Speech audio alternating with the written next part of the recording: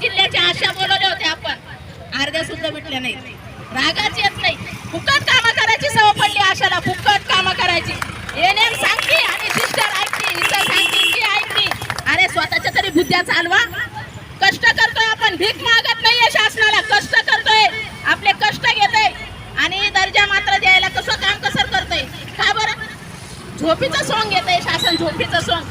कोणत्याही काम आले एनएम फक्त आपल्याला सांगते, आशाला काम सांगते. का बरं? एनएमला माहित नाही का? सगळ्याला माहिती आहे, पण कर्मचाऱ्याचे काम फक्त आशाच करते आणि बाकीचं सगळे बसलेले आहेत ज्याच्या त्याच्या खुर्च्यावर. एकही कोणी बाहेर निघत नाहीये, एकही एनएम बाहेर निघत नाहीये. आशाला मात्र सांगितलं की बिचारे इमानदारीने तिचं ते काम पार पाडते.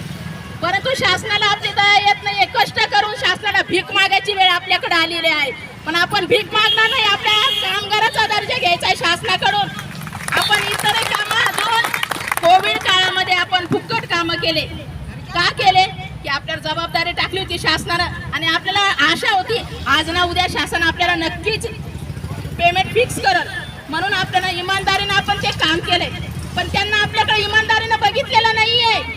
आज सिलेंडरचा भाव किती झालाय, महागाई किती झाली, घराचा किराया किती झालाय. प्रत्येक आशा कुणी विधवा आहेत, कोणाला एकच मुलं आहेत. करायचं काय त्यांना? या 4,000मध्ये होत आहे काय? त्या शासनाला मला घर चालू दाखव 4,000, मग मानन मी तुला. एक आशा आहे ती बिचारी एवढं कष्ट करून एवढं घर चालवते आणि इमानदारीने तिचं ती काम करते. मग या शासनाला लाज वाटत नाही का? या शासनाला लाज वाटायला पाहिजे की ज्या आशा एवढं इमानदारीने काम करताय त्या कामगाराचा दर्जा मागत आहे, भीक मागत नाहीये शासनाला. मग आपण कमी कुठं पडतोय? प्रत्येक काम आपल्याकडे फुकट करून घेतंय शासन, प्रत्येक काम फुकट करून घेतंय शासन. लक्षात ठेवा, राग येऊ द्या, रणरागिरे आहात तुम्ही.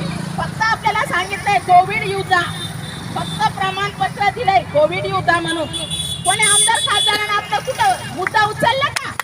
कोणी उचलला नाहीये. कोविड काळामध्ये उपाशी मेलेत. आपलं कुटुंब, आपलं घर, आपण सगळ्या गल्लीची सुद्धा चर्चा केली, पण आपल्या घरात आपण बघितलं नाही की कुठं जायचंय, कुठून कुठं यायचंय. तरी आपण बोंबलत इतर ठिकाणी फुकट तिथं गेलोय.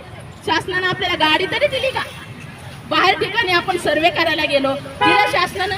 फार घरदस्तक फुकट केला, सास आली फुकट केली, कुटुंब आलं फुकट केलं. आपल्याला पोट नाहीये? राग येत नाही का तुम्हाला? राग यायला पाहिजे, राग.